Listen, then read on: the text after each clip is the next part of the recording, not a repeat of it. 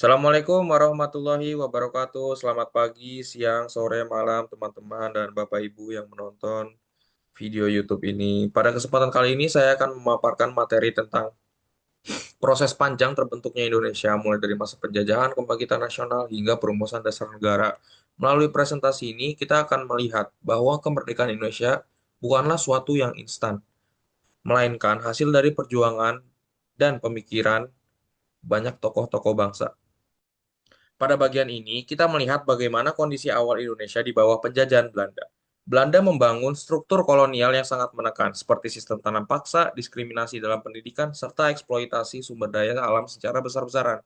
Dampaknya tidak hanya pada ekonomi, seperti kemiskinan dan kelaparan, tetapi juga ada pada kondisi psikologis masyarakat. Namun dari sistem ini justru muncul kelompok terdidik, yaitu kaum pribumi yang mendapatkan akses pendidikan. Kelompok inilah yang kemudian menjadi pelopor negara nasional dan mulai menumbuhkan kesadaran untuk mereka. Memasuki fase kebangkitan nasional, ditandai dengan berdirinya organisasi Budi Utomo pada tahun 1908. Organisasi ini menjadi simbol awal kesadaran kolektif bangsa Indonesia yang mulai terorganisir. Kemudian puncaknya terjadi pada Sumpah Pemuda tahun 1928. Dalam peristiwa ini, para pemuda dari berbagai daerah menyatukan satu tanah air, satu bangsa, dan satu bahasa, yaitu Indonesia. Selain itu, tokoh-tokoh pemikir seperti Soekarno dan Hatta mulai mengembangkan gagasan nasionalisme, demokrasi, dan keadilan sosial. Pemikiran mereka inilah yang nantinya menjadi dasar dalam perumusan negara Indonesia. BPUPKI terdiri dari 67 anggota Indonesia dan 7 pengamat dari Jepang. Keanggotaan ini mencerminkan keberagaman Indonesia baik dari segi agama, adat, maupun profesi. Sidang pertama BPUPKI berlangsung pada 29 Mei hingga 1 Juni 1945.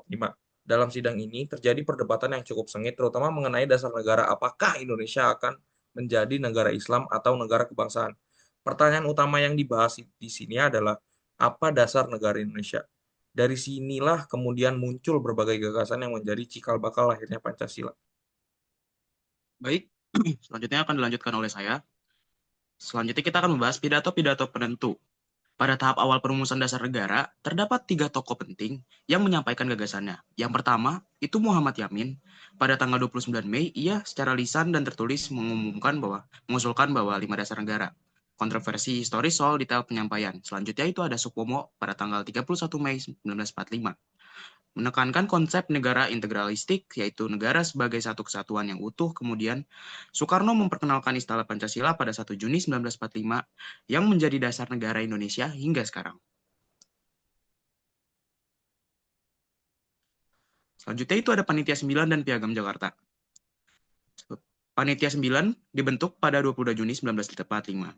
Panitia ini bertugas untuk merumuskan dasar dan negara yang dapat diterima semua golongan. Hasilnya adalah Piagam Jakarta yang berisi rumusan awal pembukaan UUD 1945 dengan 7 kata kontroversial pada sila pertama dengan kewajiban menjalankan syariat Islam bagi pemeluk-pemeluknya yang kemudian menjadi perdebatan dan membutuhkan penyesuaian.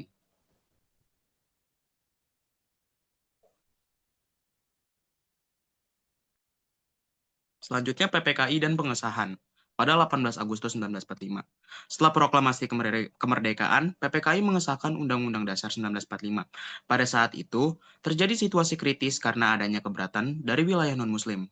Akhirnya, dilakukan kompromi dengan menghapus 7 kata dalam sila pertama. Sila tersebut diubah menjadi ketuhanan yang Maha Esa demi menjaga persatuan bangsa. Selanjutnya.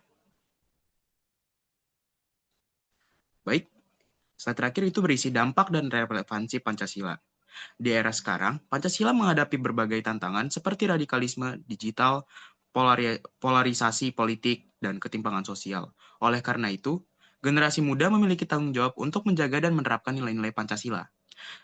Caranya dengan bersikap toleransi, bijak dalam menggunakan teknologi, dan ikut membangun masyarakat yang adil. Baik, sebagai penutup, dapat kita simpulkan bahwa Pancasila bukan hanya dasar negara, akan tetapi juga pedoman hidup bagi seluruh rakyat Indonesia. Proses perumusannya menunjukkan pentingnya persatuan, toleransi, dan sikap saling menjaga dan saling menghargai perbedaan. Sekian yang dapat kami sampaikan. Terima kasih atas perhatian teman-teman. Wassalamualaikum warahmatullahi wabarakatuh.